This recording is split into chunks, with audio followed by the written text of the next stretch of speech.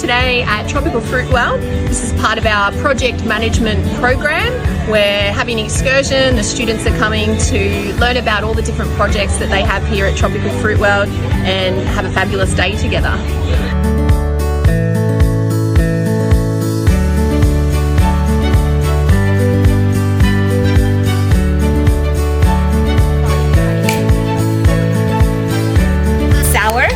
And 1 miracle berry.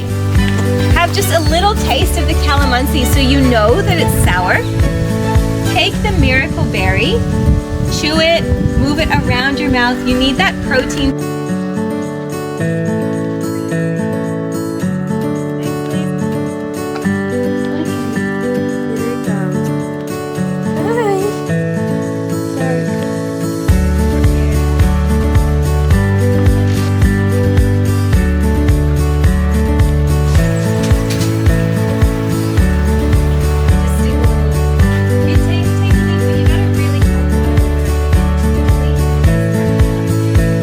Hey, my name is Thiago. I study project management at Mindroom Innovation, and since I was a kid I always dreamed to meet a farm and visit something like this.